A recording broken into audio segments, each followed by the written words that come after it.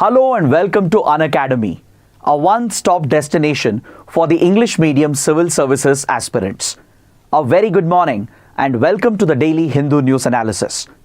Let's begin today's discussion by first looking at the topics that we are going to discuss.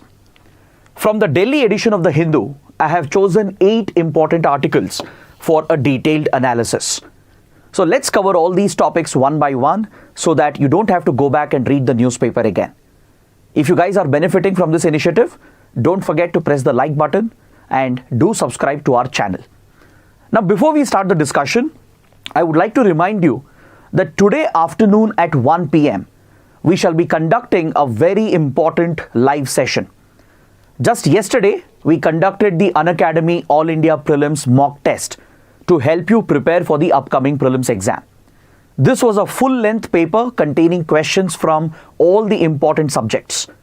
So today at 1 p.m. right here on our YouTube channel, we shall discuss the entire question paper and provide you the answer keys and also cover these topics in detail. So this would be the best possible way for you to revise for the upcoming prelims and also attempt full-length question papers. So those of you who did not give the mock test yesterday, you still have a chance because we have 2 more full-length mock tests coming up on May 29th and as well as on 2nd June. We have 2 more full-length mock tests coming up. So do register for these tests, and the following day, we will conduct a complete paper analysis and discuss all the questions in detail. So do join us live today afternoon at 1 p.m. The session begins from 1 p.m. onwards, and we are going to discuss all the 100 questions that were asked in yesterday's mock test. So with this, let's get started and let's look at the first article from page number 6. This column is written by M.K. Narayanan. M.K. Narayanan was the former National Security Advisor of India, and prior to that, M.K. Narayanan was also the Director of Intelligence Bureau. So he is someone who comes with incredible experience in the field of security and as well as geopolitics. So M.K. Narayanan writes in this article that we are again staring at possible nuclear tensions and nuclear conflict scenario at the global level due to heightened tensions in the Eurasia region. Because recently there have been several remarks and comments by certain global leaders which has brought back nuclear tensions between the major nuclear powers of the world. As you all know, since the Russia-Ukraine war began, Russian President Putin has repeatedly issued nuclear threats, not just against Ukraine, but also against other European powers and NATO allies. Putin has repeatedly pointed out that Russia will not hesitate to deploy nuclear weapons if necessary, and thus the nuclear tensions have increased across the European continent. But recently, France did something else, which has further added tensions as far as the Eurasia region is concerned. French President Emmanuel Macron has been making certain statements which appears to counter Russian President Putin's statements over the usage of nuclear weapons. Emmanuel Macron has recently stated that the nuclear arsenal of France should be used for providing nuclear security or nuclear deterrence for the entire Europe region. And recently, France has even started conducting few nuclear military drills, which has further aggravated the tensions, and it's in this context that the writer is examining the rising nuclear tensions, particularly in the Eurasia region. The writer strongly believes that a possible nuclear conflict or a nuclear exchange is no longer in the realm of imagination or fiction. It could become a real possibility if these countries go down this path where they are challenging each other, making such statements, or even taking certain aggressive steps which could further lead to misunderstanding and miscalculations that could push the world towards the brink of a nuclear war. So let's go a little deep. Let's go a little deep into this topic and understand in what scenario is M.K. Narayanan talking about a possible nuclear threat. Is it really a valid concern? What can India do in this regard? How does India fit into this equation? That is something we need to understand by looking at this article. So if you look at the statements of Russian President Putin, He has repeatedly stated that Russia will not hesitate to use nuclear weapons in the battlefield if Russia suffers, let's say, a backlash, or Russia suffers severe losses or reverses in the conflict. Russia has even gone on to threaten other European powers, particularly France, even Germany to an extent, and even the United States, with possible nuclear escalation if necessary. So these statements initially was dismissed by many analysts as just posturing or symbolic statements, or they were just stating that Putin is engaging in nuclear rhetoric just to threaten the rivals, the Western rivals, and just to push them on the back foot. But now, given the developments of the last few months, M.K. Narayanan states that this no longer may just be a rhetoric or just a posturing between the sides, or it could not just be these random statements being made, but there could be much deeper involvement of both Russia, France, and other nuclear powers in the Eurasia region, which could aggravate the steps, which could aggravate the tensions, depending on the kind of escalation that each side is going to carry out. Since Russia has begun the escalation, France has now countered this by making a similar posturing statement, stating that France will not hesitate to offer nuclear protection to the entire European region. France has said its nuclear arsenal can protect the EU region, and it has even offered a nuclear umbrella to Europe. Because see, until now, all the NATO allies under the NATO military alliance, they have been largely dependent on US nuclear arsenal for the defense of Europe. Primarily to establish deterrence against Russia, the NATO allies in Europe have been largely dependent on American nuclear weapons which are stationed in continental Europe. Europe has several military bases which are run by the NATO allied forces, and the US has not only deployed troops, but it has deployed missile systems, delivery platforms, and even nuclear warheads across Europe. So for the first time, France is also entering the equation and openly stating that France will not hesitate to counter the Russian threat, and it has even started conducting few nuclear military drills. So this is where the concern comes up that possibly the risk could escalate, the tensions could rise if both the sides engage in such banter against each other. Now, what adds more credibility to this concern is the fact that Russia has recently withdrawn from the CTBT, the Comprehensive Test Ban Treaty. The Comprehensive Test Ban Treaty essentially prohibits nuclear testing of nuclear weapons. Russia was a signatory, it had ratified the CTBT as well. But last year, in 2023, Russian President Putin de-ratified Russia's involvement with CTBT. Essentially, Russia has withdrawn its commitments under the CTBT, which potentially allows Russia the option to conduct testing of nuclear weapons. So if Russia were to resort to any such practices, this would only trigger a nuclear arms race that could have a chain reaction. If Russia were to, let's say, hypothetically test nuclear weapons or even mobilize nuclear arsenal just as a show of force, this would push US, UK and France, the Western nuclear powers, to counter these Russian actions. If Russia were to, let's say, carry out fresh testing or accelerate its nuclear program, the same would be met with a counter response by the Western powers as well. And in this context, China will not be left behind. China would also try to step up its nuclear preparedness, as it would feel threatened by the nuclear arsenal and the preparedness of the United States.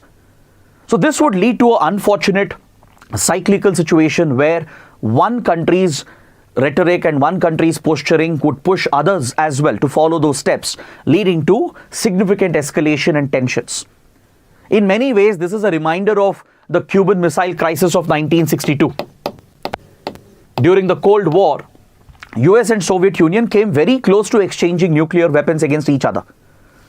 As the Soviet Union pushed nuclear weapons into Cuba and the US placed a naval blockade, it led to heightened tensions in 1962 under then US President John F. Kennedy. It was only at the last minute that a full-blown crisis was averted, but this was the closest the world had come with regard to a nuclear exchange between two superpowers. So M.K. Narayanan feels that in some way or the other we are headed towards that kind of scenario.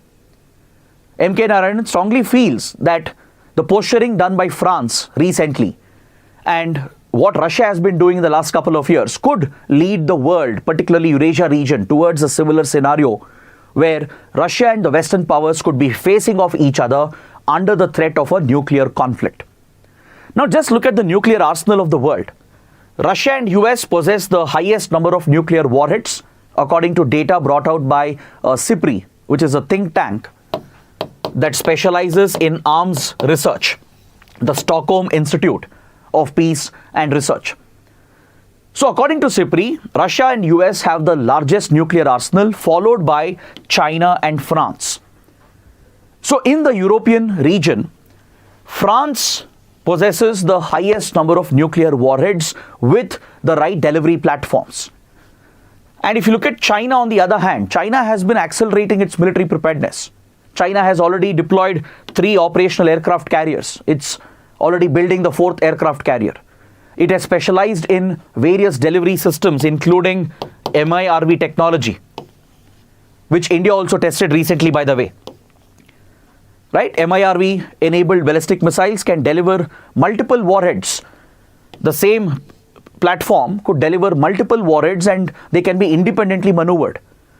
So such advanced platforms which can evade existing air defense systems and nuclear deterrent systems keeps raising the risk, and it will push other countries which feel threatened to enter the arms race, leading to this cyclical effect. So if the tensions between Russia and European nuclear powers and US keeps on increasing, and if it results in a nuclear arms race, this will drag China into the nuclear arms race as well. And if China enters the nuclear arms race, it would without a doubt drag India as well, as India would be forced to question China's acceleration of its nuclear program. And if India enters the race, then Pakistan will not be left behind, as Pakistan would feel threatened by India's arms race. Pakistan would enter the equation as well. So this could lead to a disastrous cyclical effect, increased tensions, and subsequently miscalculations could potentially lead to a nuclear conflict as well. So it is this worst case scenario that the writer is warning about. Of course, it's not that MK Narayanan is stating that nuclear war will happen, right? It's not an assertion. It's just a prospect, the scenario that MK Narayanan is trying to portray. Because this is a potential risk, a possible risk, given the number of conflicts that have broken out and the complex interlinkages that exist between different ongoing conflicts. So one misstep from either of the sides could lead to a further escalation, which could push us down this path, which could be extremely alarming and dangerous. So that is why the writer offers a solution. The writer says that talks, diplomacy is the way out. The writer refers to the India-US nuclear deal of 2005, which provided a pathway for hostile rival countries to collaborate and work together in the nuclear domain. Because until late 1990s, India-US were on the opposite sides as far as our nuclear weapons program was concerned. As India stepped up its nuclear weapons research through the 70s, 80s and 90s, the US was constantly opposed to India's nuclear weapons program. The US made many attempts to disrupt and even derail India's nuclear weapons program. Eventually, when India tested the weapons in 1998 for the second time during the Pokhran nuclear tests, the US and few other global powers targeted India with economic and technological sanctions, because India's nuclear program was outside of the purview of non-proliferation treaty. India had always stated that we will never sign the NPT because it's a discriminatory treaty. In 1967, non-proliferation treaty was brought out as a response to the nuclear program that India had already initiated. So under the non-proliferation treaty, only the 5 permanent members of UN Security Council, only they were recognized as the official nuclear weapon states. Only the P5 countries. So these countries could continue to possess nuclear weapons and even accelerate their nuclear program. So the 5 permanent members who already possessed nuclear weapons before the NPT came into picture, they could retain their nuclear arsenal and even develop and further better their nuclear arsenal. But every other country would be prohibited from seeking out nuclear weapons. So this, according to India and even according to Pakistan, Israel, the treaty was discriminatory. So India rejected the NPT, and India said it will pursue the path of nuclear weapons development, as it was essential for India's deterrence against China. So as India boycotted the NPT, Pakistan also would do the same. Israel also has never signed the NPT. So throughout this period, from 70s to 90s, India was under a lot of global pressure, particularly from the US. So essentially, India, US were on the opposite sides, and US would even turn hostile against India during this period. But from early 2000, the entire nature of the relationship underwent a dramatic change. After 2001, after the 9/11 attacks, after what happened in Afghanistan, things would change dramatically between India and US, and India-US started building a strategic defense-based relationship. So this laid the foundation for the nuclear deal under then Prime Minister Manmohan Singh and US President George Bush, which was seen as historic because US, which had consistently opposed India's nuclear program, was now willing to recognize India's nuclear program.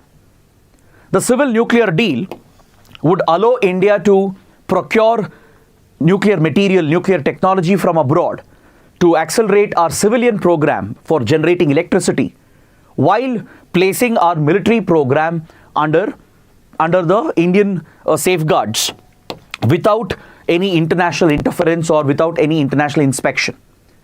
As part of the nuclear deal, India agreed to separate the military and civilian program. We placed the civilian program under IAEA safeguards as per the international norms. We accepted the International Atomic Energy Agency's safeguard protocols, implemented them in India, separated our military and civilian program. We allowed access to IAEA inspectors to our civilian reactors and facilities while safeguarding the military program. The US was more than willing to recognize this transition that India was making, and it also carried out few domestic legislative changes by introducing the Hyde Act, the 123 agreements, which paved the path for the India-US nuclear deal, which was absolutely historic. This would allow American nuclear companies to tap into the Indian market. The US also promised support to India so that India can enter export control regimes like Nuclear Suppliers Group and other weapon control regimes, which would bring greater recognition to India's nuclear program. So essentially, the nuclear deal paved the way for a friendly relationship where India-US would collaborate in the civilian nuclear domain, but on the other hand, India's military program would be safeguarded and protected without any international interference. So in many ways, India has been given the same status as that of a nuclear weapon state without signing the Non-Proliferation Treaty. The US accepted India's argument that India can never sign NPT because signing NPT would mean India will have to dismantle its nuclear program. So in a way, both the countries reached a middle ground, and this was achieved through talks, through diplomacy. That's why the deal was seen as one of the biggest achievements of the then Manmohan Singh government. So this brought down the tensions between the two sides. It paved a path for the global community and showed that even in the nuclear domain, there is a path available for diplomacy, there is a way to reduce tensions, and there is a way to bring rival countries together. So a path similar to this has to be followed, according to M.K. Narayanan, to tone down the tensions that we are currently witnessing in Europe. Of course, the context is entirely different. Right now, Russia is involved in an active conflict with Ukraine. Western powers are backing Ukraine, and there is a sort of a confrontation which has emerged between Russia and NATO. So, of course, the scenario, the context is very different and not entirely comparable with the India-US tensions that existed. But what the writer is stating is that in case of such rise in tensions with regard to nuclear weapons, diplomacy and talks is the only way forward. Right now, Russia and France in particular, they are at complete opposite polar ends as they have no channel of communication. Since the war began, there has been almost no interaction between European leadership and the Russian leadership. The same goes for the Russian leadership and the American leadership. There have been absolutely no direct talks, no direct engagement between the Western powers, that is the NATO allies, and Russia. So this is what could lead to miscommunication or miscalculations and further accelerate the nuclear arms race. So that is why the writer is insisting that talks and diplomacy have to follow. the leaders of France, UK, US and Russia, they have to show maturity. They have to adopt a balanced approach to tone down the tensions that have come up and ensure that there is no further escalation, at least in the nuclear domain. So this is what we learned from this article. There is a relevance for India here because whatever happens with regard to the nuclear arms race will impact India. It will push India to join the arms race if China also decides to accelerate its nuclear arms program. Right? So how Pakistan would react to it, how China would react to it will have implications for India. And given that India has a lot of experience with nuclear diplomacy, India could even play a positive role, a mediating role between these rival factions to bring them to the middle ground. So that is why the article becomes very important for us. Now let's look at another important column on page number 8. Please make a correction, it's not page number 6. This article is on page number 8 of the Delhi edition. This article deals with a convention related to artificial intelligence, which is being popularly referred to as the AI Convention, which was recently adopted by the Council of Europe. The Council of Europe is a Europe-based regional organization. It is distinct from the European Union. Don't get confused with EU. Council of Europe is a distinct regional grouping of the Europe region, which is separate from the EU.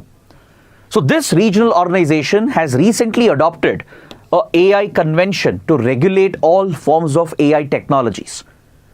So there are important lessons that we can learn from here, and in fact the convention itself provides a framework. It potentially has the ability to be adopted at the global level to turn this into a global AI treaty or a convention. So let's understand the need for regulating AI. What is the Council of Europe? Why the convention has been brought out? What are some of its key provisions, and are there any lessons for India because of this convention which has been adopted? So first, note down that Council of Europe, which is a Europe-based regional grouping, has adopted the Framework Convention on AI. The Framework Convention on AI to ensure that AI technologies don't affect democracy, rule of law, and human rights. In fact, if you look at Council of Europe and its primary objective is to safeguard European democracies. Its objective is to protect human rights across Europe and ensure that rule of law is established and followed across Europe. This organization was established after the Second World War, following the devastation of the Second World War, which had divided Europe and destroyed European societies. Following that, this organization was established in 1949. It was in this context that the Council of Europe was formed.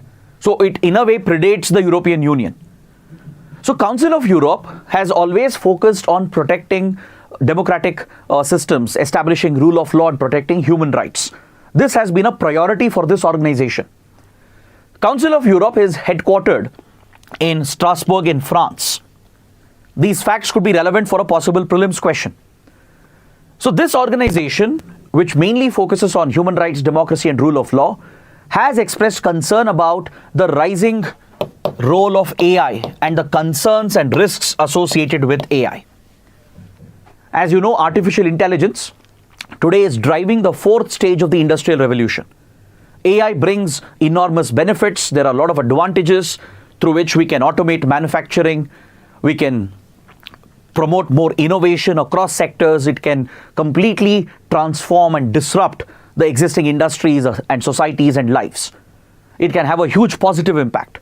At the same time, the misuse of AI tools, or let's say the wrong application of AI tools, could lead to devastating consequences as well. From loss of jobs to ethical concerns and security concerns, there are various risk factors associated with the misuse and abuse of AI. And there is a possibility that AI tools can directly hurt democratic rights, your fundamental rights.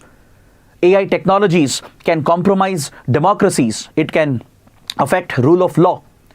For example, any AI algorithm, right, it is basically fed on large volumes of data. This data comes from the real world. And this data, if it has inherent biases, racial, communal biases, gender-based biases, those biases are fed into the AI algorithm as well, and the way it functions would also reflect those societal biases. Now take, for example, facial recognition technology. There are many instances where facial recognition tools used by police and law enforcement have misidentified the culprits, largely on the lines of ethnicity, religion, gender, color, etc. Because existing societal biases, which is already part of the existing data, which is training our algorithms, leads to those biases in AI tools like facial recognition algorithms. So this raises a serious concern. AI tools is a threat for data privacy, data security. AI can enable mass surveillance, targeted surveillance. AI tools can be used to spread misinformation, fake news, to carry out propaganda. AI tools can be used to disrupt elections. It can be used to meddle with democracies. It can hurt human rights and rule of law, and it can undermine fundamental rights guaranteed through constitutions and through democratic setups. So this remains a very real, valid concern through the wider adoption of artificial intelligence. So that is why there is a call for regulating AI. In fact, even industry leaders have expressed alarm at the pace with which AI technologies have been advancing, and they have called for a moratorium, that is a temporary stop to AI innovation.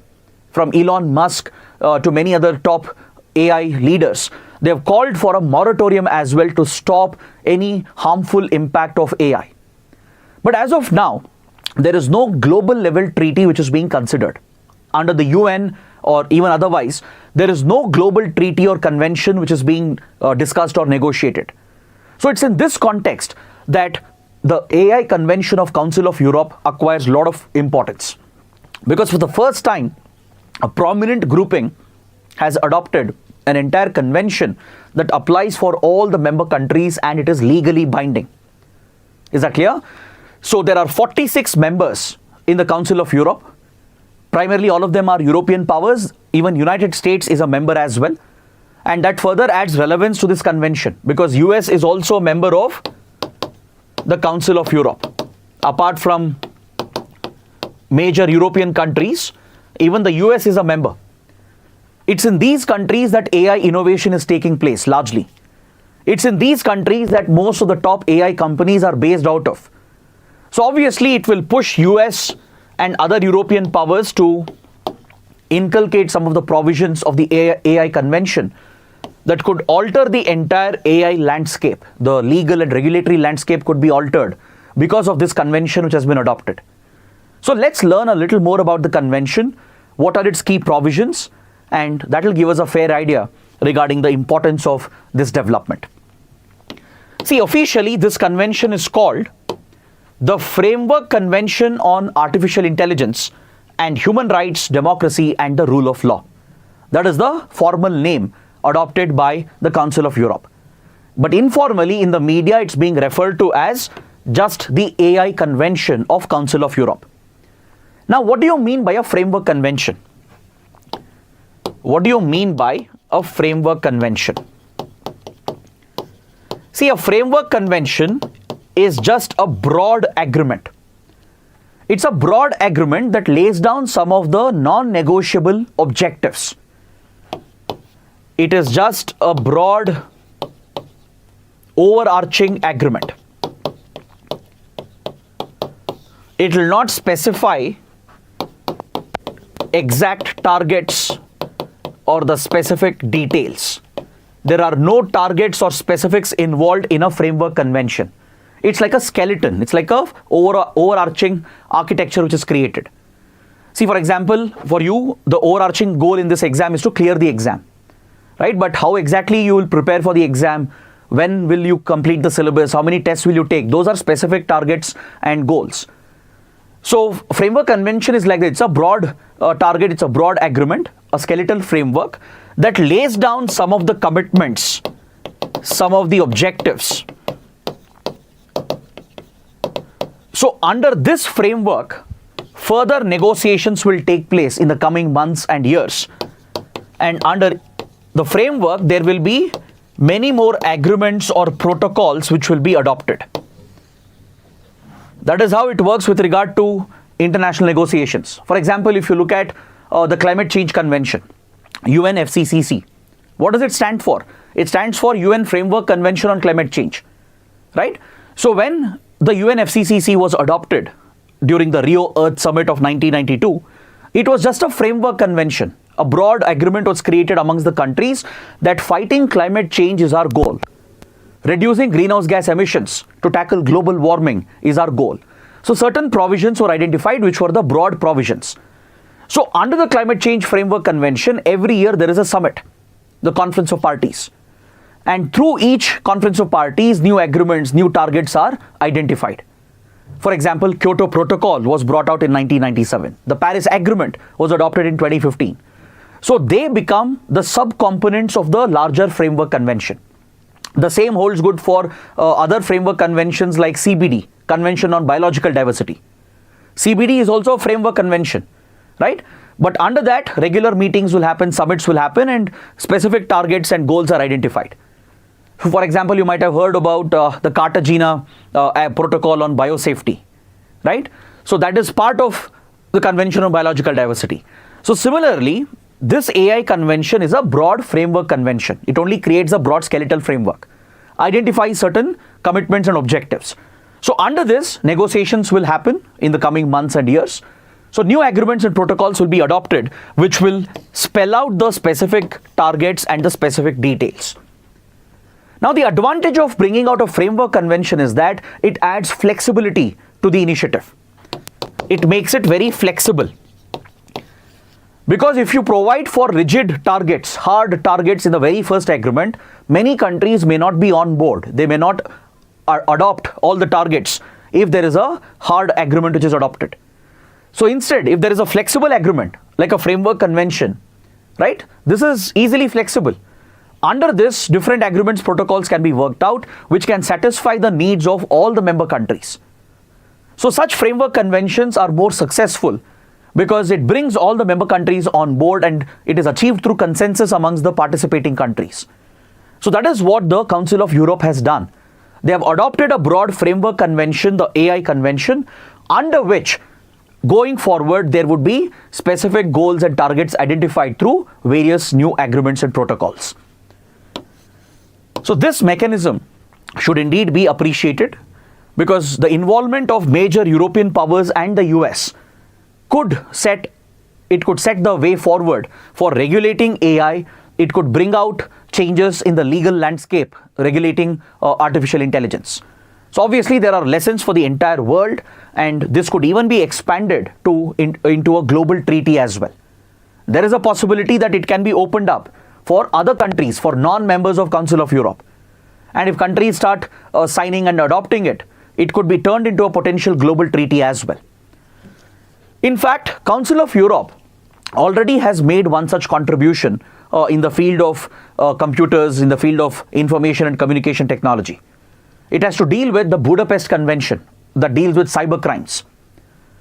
So as of now, there is no global convention to deal with cyber crimes under the UN. The only global level convention we have to deal with cyber crimes is by the same organization, the Council of Europe, called the Budapest Convention. Right? It brings these member countries together. It's open to other countries as well. Even India has been considering to join the Budapest Convention so that we can get assistance from these countries to solve cyber crimes and other cyber incidents. So on these lines, a framework convention has now been adopted, and the primary goal here, the primary purpose of the convention is to ensure that AI technologies don't harm existing fundamental rights, human rights, and rule of law. See, right now in various democracies, respective constitutions have accorded a set of rights, a set of basic fundamental rights and human rights. AI technologies pose a threat to the existing set of rights. So the convention mandates all the countries, all the parties to the agreement, that they have to ensure that AI technologies don't disrupt the existing rights. So there are no new rights being provided. The AI convention is not defining any new rights. It's not defining any new fundamental right or new human right or democratic right.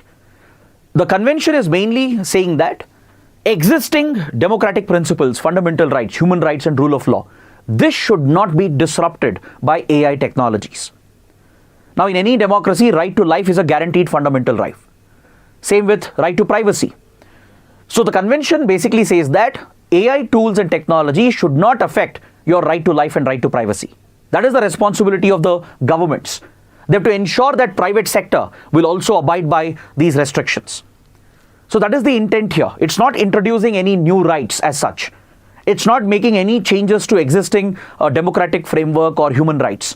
It's only placing the obligation on the governments and the private industry to ensure that AI tools don't affect the existing democratic rights, human rights and rule of law.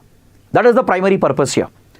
So Article 1 of this framework convention defines all AI technologies and states that AI tools and technologies have to be fully consistent with the existing democratic framework. Whatever AI tools are developed, right, they should not be inconsistent with democratic rights, human rights and rule of law.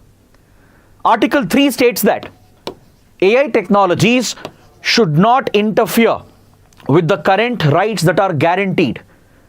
The fundamental human rights that are guaranteed, they should not be compromised, they should not be undermined in any context because of AI tools and technologies. So that is a mandate. How will this be achieved? That will be discussed later. That will come through other agreements and protocols. The specifics will be provided over there.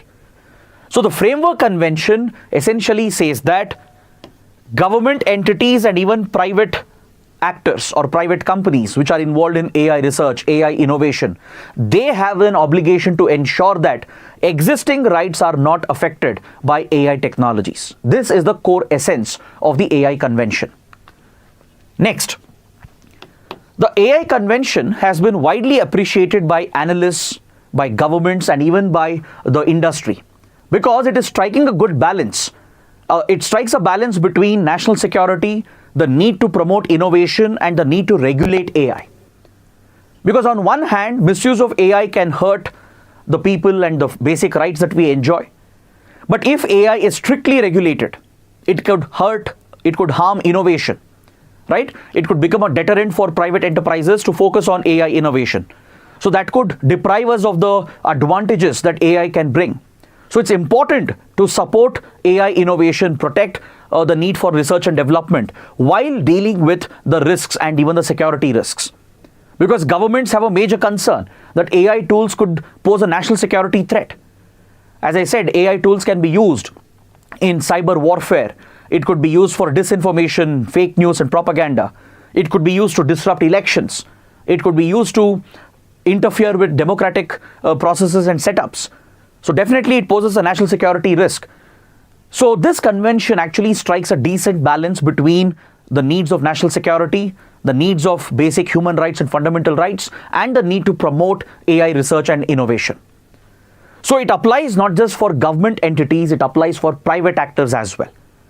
The respective countries, respective states, they will be responsible to ensure that the companies, the private actors will also follow these norms. They have to be regulated through national laws, which should be in line with this convention. But however, one drawback is that as of now, it does not cover the military applications of AI. It does not bring military applications of AI under its purview. This has been left out as of now. Maybe it could be included in the subsequent agreements, but as of now, military applications of AI is not part of AI convention. Only the civilian AI application gets covered under the AI convention. Now coming to private parties, private companies had a lot of concern that over-regulation could hurt research and innovation. So that is why the convention strikes a balance. It's given a flexible way forward. Private parties, they are not completely exempted. They can't say that we will not follow these regulations or guidelines. At the same time, they are not being strictly regulated. So a middle ground has been struck where governments will provide for regulation, but it won't be very strict regulation that could hurt research and innovation.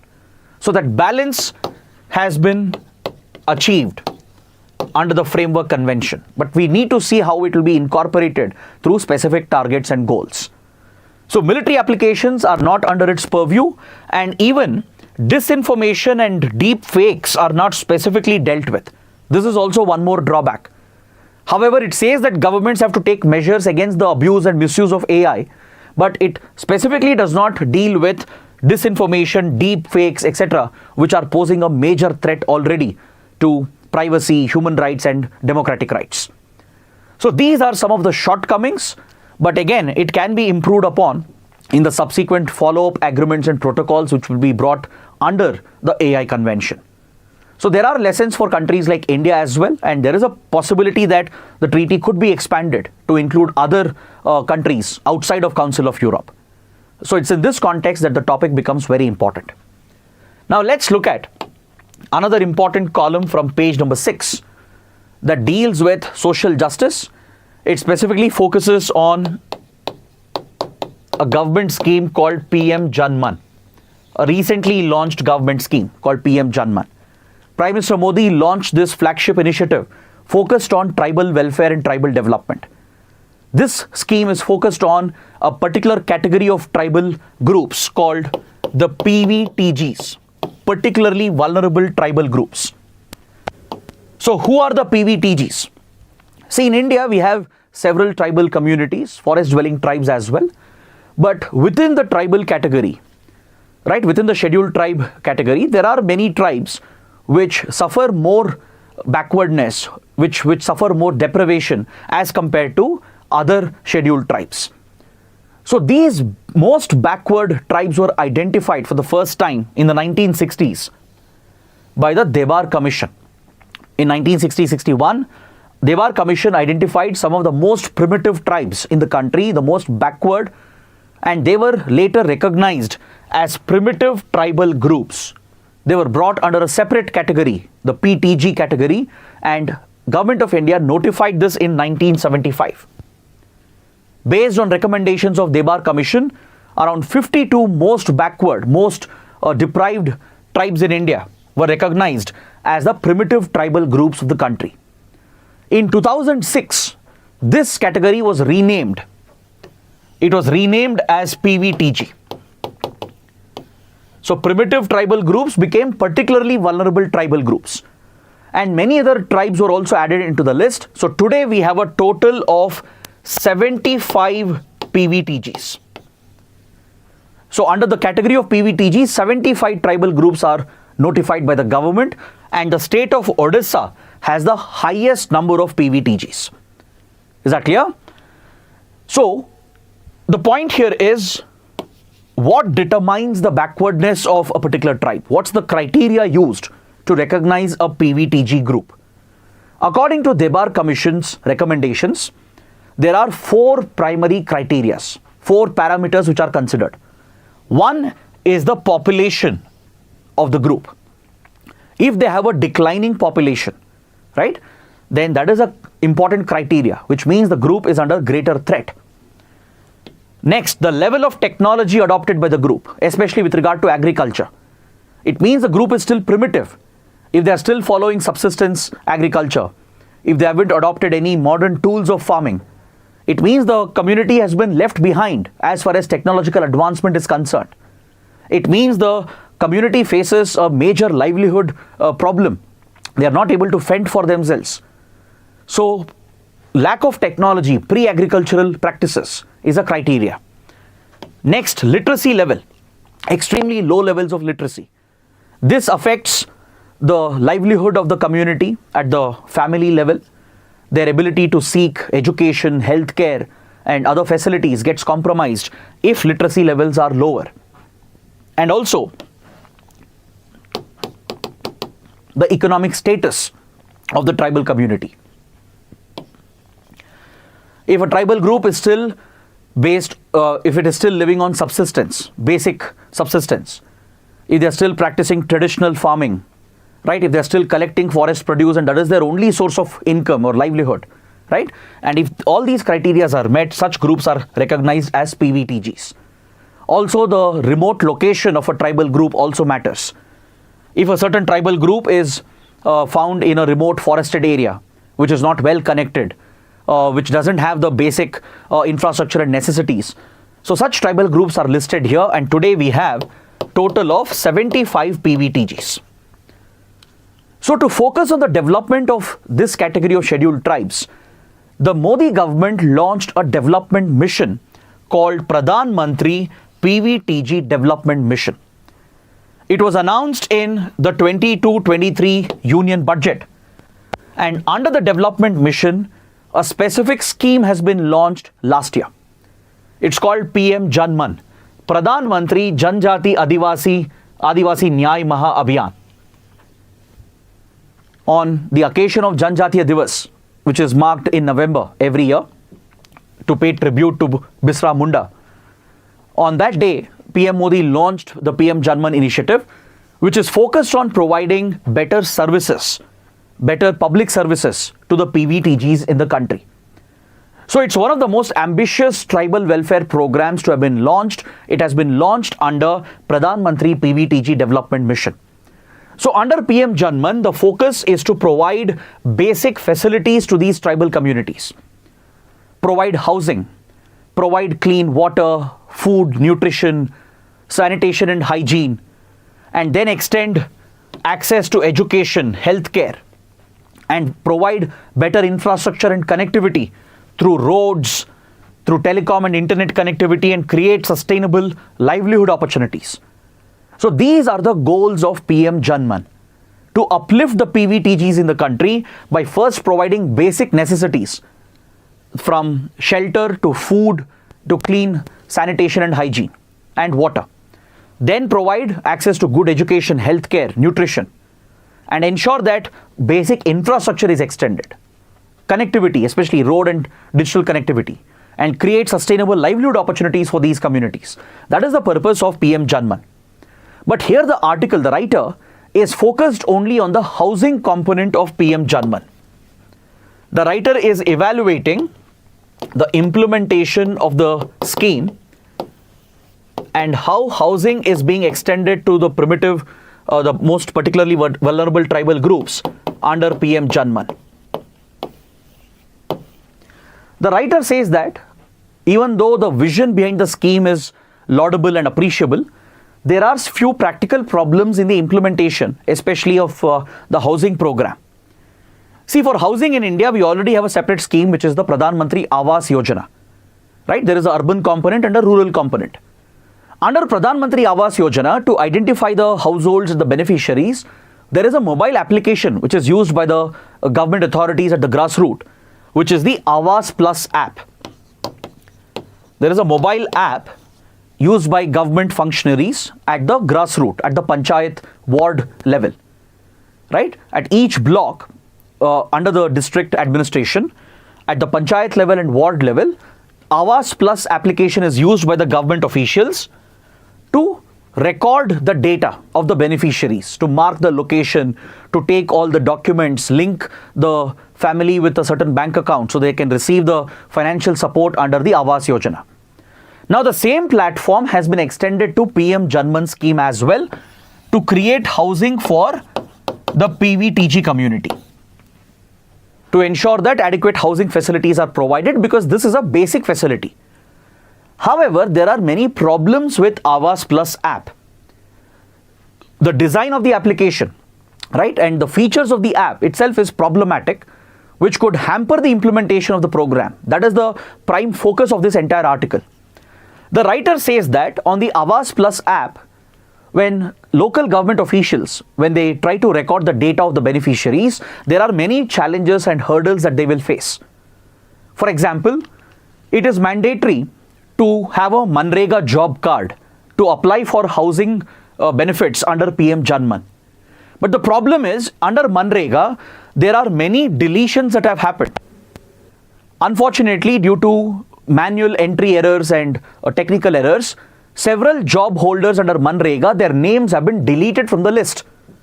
So these Manrega workers are already facing a problem with regard to receiving the benefits of Manrega. The daily wages they are supposed to receive, it's not getting credited because their names have been deleted from the job list. So without a job card list, without having the Manrega job card, a beneficiary can't get registered on the Awas Plus app. Next, Aadhaar of the entire family is necessary. and the name has to be exactly the same. So this is another practical problem, right? You know how tribal communities speak different languages.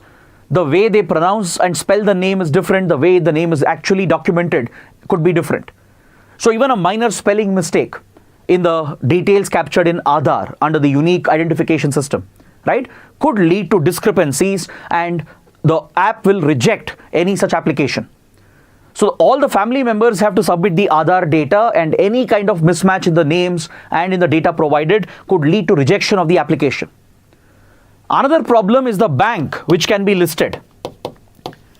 The beneficiaries have to list out a bank.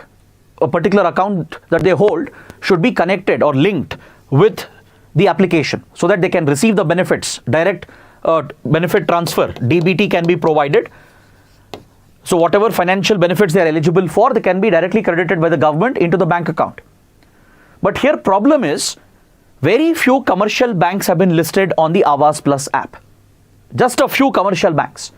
It does not include, for example, India Post, which has wide reach and coverage, particularly in tribal areas. I hope you know India Post also operates like a bank, provides banking facilities and services. India Post has the best possible reach at the grassroots level, particularly in remote areas and in tribal areas. But by not including India Post under the banking list, and by providing only few commercial banks, maybe the tribal beneficiaries would face challenges on the ground while registering themselves on the app to get the benefit of housing under PM JANMAN. So these practical difficulties in implementing a government scheme is being pointed out by the writer. Now, as aspiring bureaucrats, these are important lessons for you. The vision behind the scheme might be great, the plan might be great, the financial allocation might be great, but no scheme can succeed without good ground level implementation. At the ground level, there will be such practical problems and challenges. Overcoming them, right, becomes critical to ensure the success of such well-designed programs. Next, the last article with regard to our mains syllabus and exams. On page 14, we have an update from West Asia. There is a big development with regard to West Asian geopolitics. Saudi Arabia, which is a leading West Asian power, the leader of the Sunni world. Saudi is seen as a leader of the Sunni world. It has established relations with Syria, which is seen as a Shia power, and it has appointed an ambassador after more than 1 decade. So this re-establishment of diplomatic relations between Saudi and Syria, and the appointment of an ambassador by Saudi Arabia to Damascus, it's a huge development, and I'll explain why. See, in West Asia, there is a massive sectarian divide. Within Islam, there is a huge sectarian divide between the Shias and Sunnis. Due to religious, ideological differences, historically, there has been a difference between the Shia and Sunni community. So this constitutes the sectarian divide within Islam. But this translates into a geopolitical divide in West Asian geopolitics. Because there are few countries which are considered as Shia powers, and there are few countries which are considered as Sunni powers. There are few Sunni monarchies where the royal families, right, they are part of Sunni Islam. There are few authoritarian regimes which are controlled by the Shiite clerics or by Shiite families, even though country's population is largely Sunni.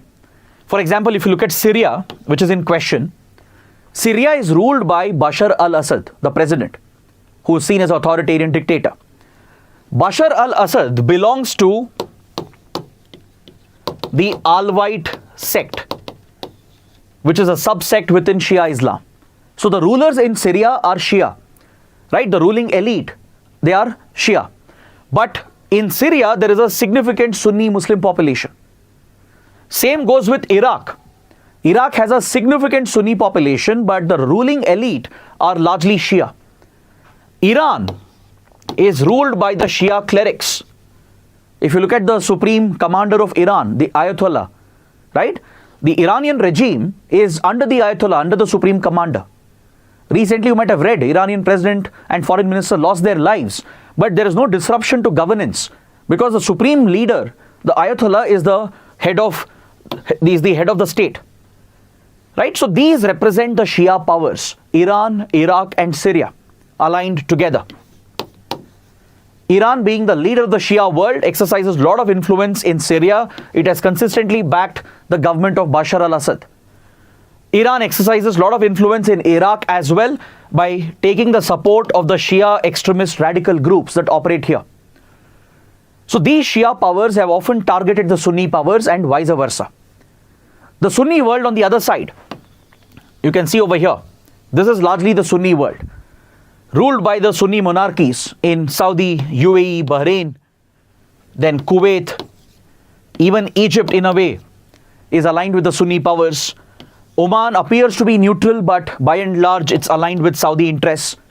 Yemen, until recently, was ruled by a pro-Saudi regime, but here Iran has disrupted the pro-Saudi regime by backing the Houthis. So this has been a feature of West Asian geopolitics from many decades. The strong Shia-Sunni sectarian divide reflects in the geopolitics of the region. But in the last 10 to 12 years, the divide has further increased and the Shia-Sunni powers have targeted each other. They wage covert wars against each other. They sponsor civil wars in the target countries as well. Just like Iran backed the Houthis in Yemen, prior to that, Saudi and even Israel to an extent and Western powers led by US, they wanted the Assad's regime to be toppled in Syria. In the backdrop of the Arab Spring, which was a pro-democracy revolutionary movement that spread across this region, starting from Tunisia, then Egypt, this pro-democracy revolutionary movement spread across other countries and affected Syria as well. But very quickly, this movement was hijacked by external powers, including the Sunni powers, US and others, who were interested in toppling Assad's government because of their rivalry with Iran. Since Israel, US and Saudi are jointly opposed to Iran's aggression and they have this intense rivalry between them, they wanted to carry out regime change in Syria by removing the Shiite regime, which was close to Iran. So this is what triggered the civil war in Syria. Several rebel factions were supported by outside powers that triggered the civil war in Syria and completely destabilized the country since 2011. So when these protests broke out, the Syrian government under President Bashar al-Assad tried to crush the protests. President Assad got full support from Iran and even from Russia. So the Syrian government used brutal force against the protesters and the rebel groups, leading to large-scale human rights violations. So following this, the Sunni powers led by Saudi Arabia, they cut off their relations with Syria. They had ended their diplomatic ties. Syria had been even removed from a regional group called the Arab League. The Arab League is a very important regional grouping. Syria was removed as a member from the Arab League because human rights were being violated, because rule of law was being violated. So since the Assad regime was using brutal force to crush the rebellion and the protests, the country was descending into a civil war. The Sunni powers targeted Syria, targeted the Syrian regime. They removed Syria from Arab League, and Saudi Arabia and others cut off their relations with Syria. So the divide between Shia-Sunni powers was very strong in the last few decades, in the last few years especially. All right, but now something dramatic has been happening since the last 1 year. Last year, China, which has major stakes in the region, achieved a detente between Iran and Saudi Arabia. China mediated a peaceful settlement between Iran and Saudi Arabia, following which Iran and Saudi Arabia restored their diplomatic relations. This was a huge development because of these recent tensions, Saudi and Iran had cut off their diplomatic relations. They had shut down each other's embassies because as Saudi targeted Syria, Iran targeted Yemen, which was a pro-Saudi ally. That is where Iran backed the Houthis of Yemen, destabilizing the whole country and the region. So to put an end to these proxy wars, China intervened because China has major investments in the region. China is not just a significant geopolitical player, but it has major economic interests with these countries. So China used its influence with both the Shia-Sunni powers and brought them together and achieved a detente or a sort of peace in the relations between Iran and Saudi. And before the Gaza war began, right, of course the Gaza war has destabilized the region again. But prior to that, there was a huge development when Iran-Saudi decided to re-establish their diplomatic relations with the help of China's mediation. So we are seeing a continuation of this. Later, Syria was re-accepted into Arab League. Syria has been readmitted as a member of the Arab League. And now you are seeing the next step where Saudi has recognized the relations with Syria and sent an ambassador to Syria.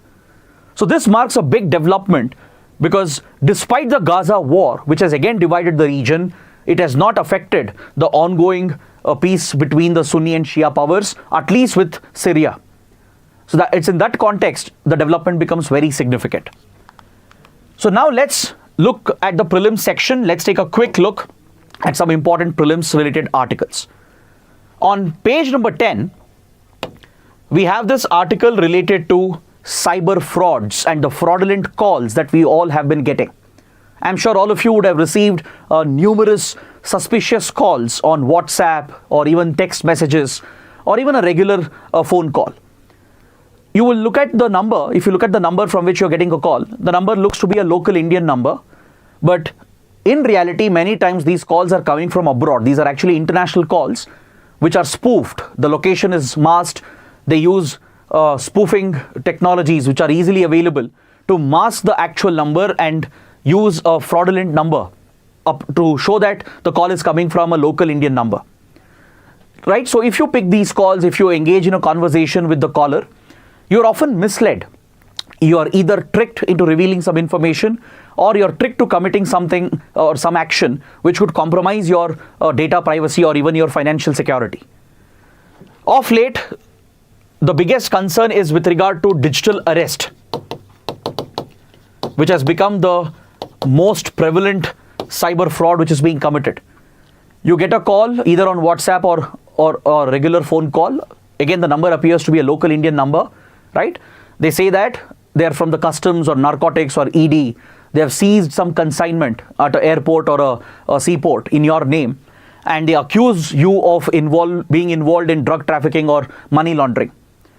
Right? They basically try to create a fear psychosis, and they push the victim to join a virtual call, a conference call, right? And they, on the other side, they show that as if it's an actual police station, as if actual police officers or law enforcement officers are talking or interrogating the victim.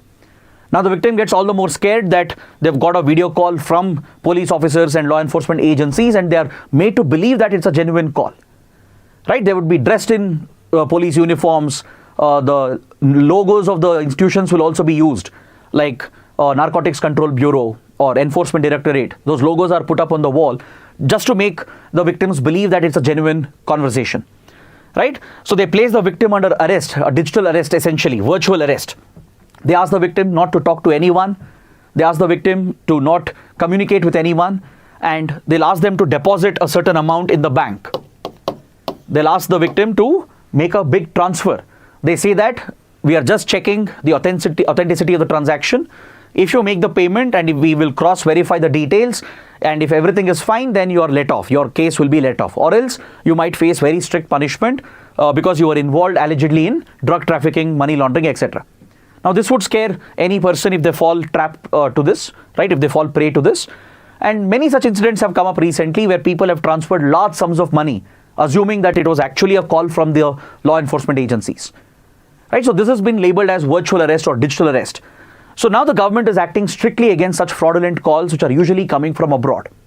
There are many cyber scam centers based out of Myanmar and even Cambodia. In these countries, there are many cyber scam and fraudulent centers which are operating. They use location spoofing and number masking technologies to mask the actual number and location, and it appears as if you're getting a call from a local number, right? So this is where the government can make a big difference to prevent or block such calls. The Department of Telecom is working with telecom service providers to block out these calls as much as possible so that Indians don't receive the call at all. right? The telecom service providers in India are working with Department of Telecom to ensure that these international spam calls, fraudulent calls which are focused on cyber crimes, cyber frauds, they are blocked and Indians are protected from such calls. That's what the article is talking about. But despite these measures taken, you still end up receiving calls sometimes, because the attempt to block these calls may not be successful all the time. The fraudsters will figure out different ways to bypass the filters that are placed by the telecom service providers, and you might still receive those calls. So in that case, what should you do? If you still receive any such fraudulent communication, right, you need to report this on a portal called the Sanchar Saathi portal. The Sanchar Saathi portal. So this is where a prelims question can be asked. What is Sanchar Saathi portal? Whose initiative is it? Right, Sanchar Saathi is a citizen-centric initiative of the DOT, Department of Telecom. The focus is to spread awareness, to provide better security for your digital mobile communication. So under Sanchar Saathi, under this digital portal, there are many platforms like the Chakshu portal, for example. The article is mentioning this.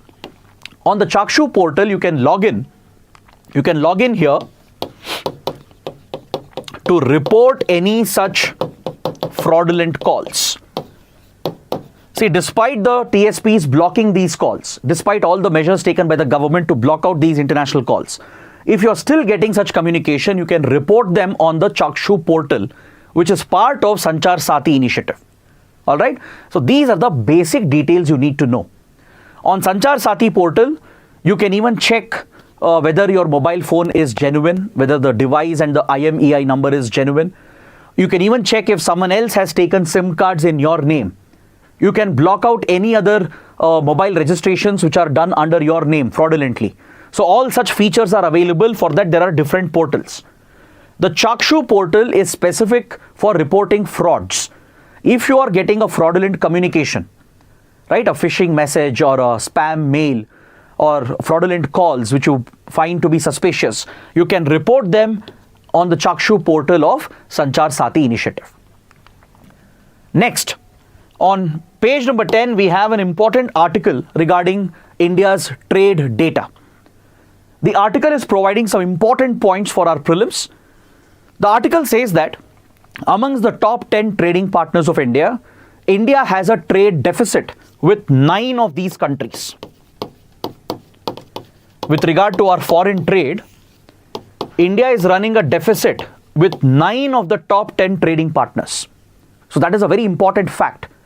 There are other important facts as well, which I'm going to point out. In the financial year 23-24, India's largest trading partner was China. China has been India's largest trading partner at the number 1 position. The bilateral trade volume, that includes the exports of China and exports of India together, cumulatively, was around $118.4 billion.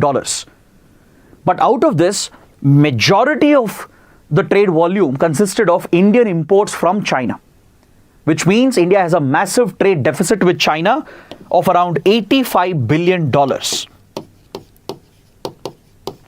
Previously, the trade deficit with China has even crossed 100 billion. So comparatively, the trade deficit has gone down because the overall trade volume has reduced.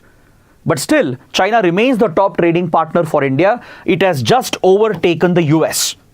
Usually, US is in the top 1 or 2 ranks, right? Some years, US has been the top trading partner, overtaking China. But in financial year 2023-24, China is the top trading partner with US at the 2nd position.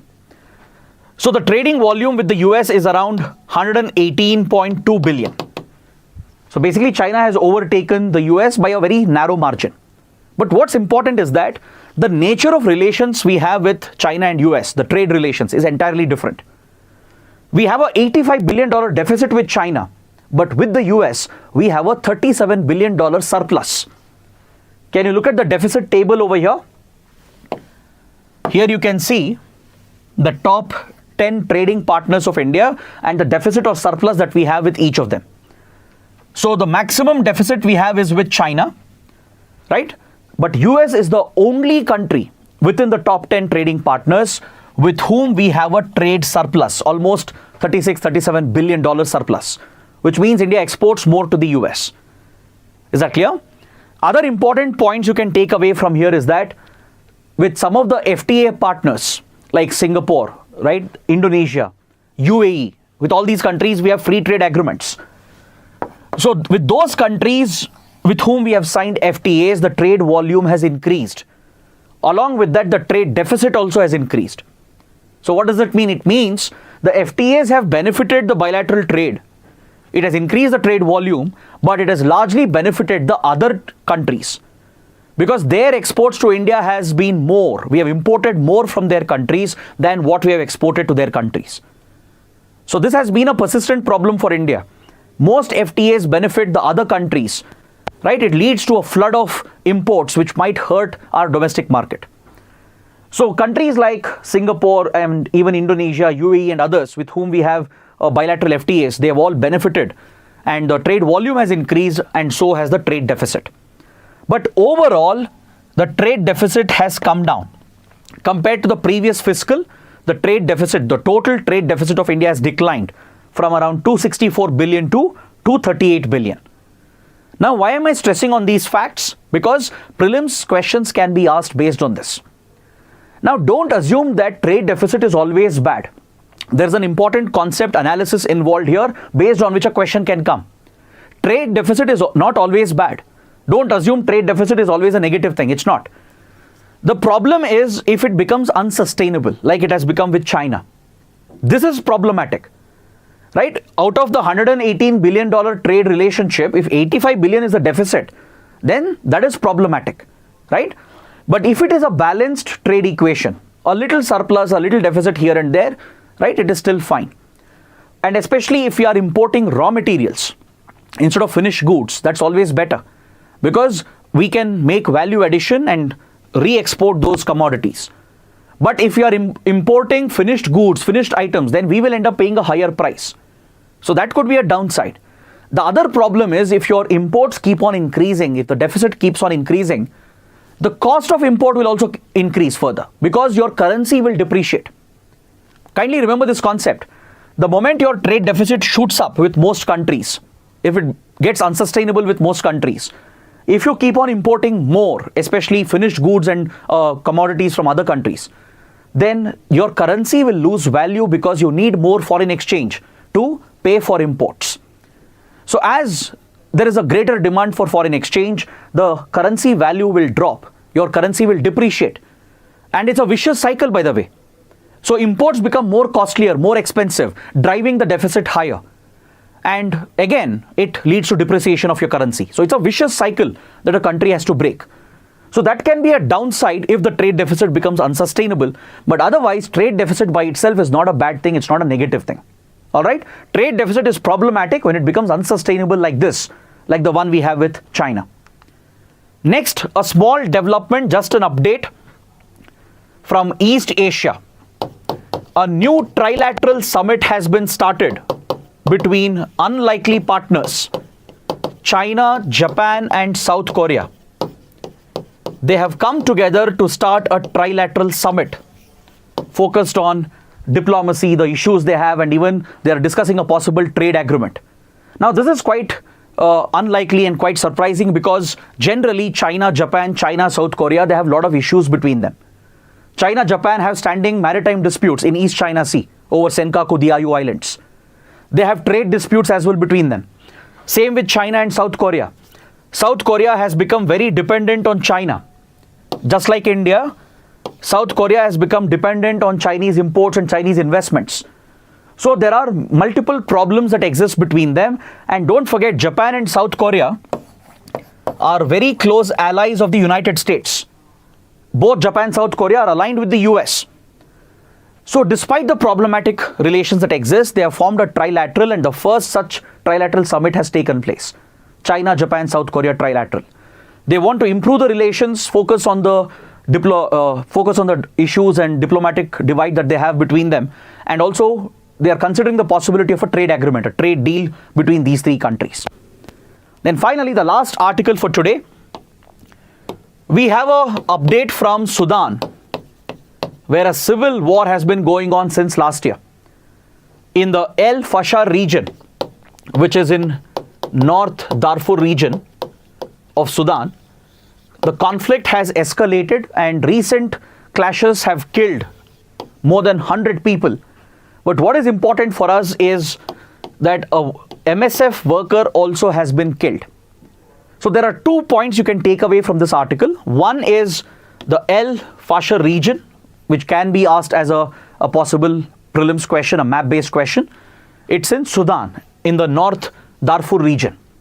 All right, so that's where this conflicted region is located. The whole country has been consumed by a civil war between the Sudanese army and a Sudanese paramilitary force. This power struggle has been going on since last year. So recently, in one of the attacks, 134 people have been killed. But what is of concern for us is that a MSF worker has been killed. So what is MSF? UPSC has already asked a question on MSF. MSF stands for Medicine Sans Frontiers, or Doctors Without Borders. This was the question asked in 2016 prelims. UPSC had asked, what is MSF essentially? What does it do? These were the options given, right? So I'm pointing out this article because you can be prepared for such similar questions. I'm not saying a question will repeat. There may not be another question on MSF, but there are other similar organizations. So you should know what are these organizations, what do they do? So MSF is basically an international NGO. It's a non-government organization. It's not part of WHO, it's not part of UN or European Union. If you know those basic facts, you would get this answer right.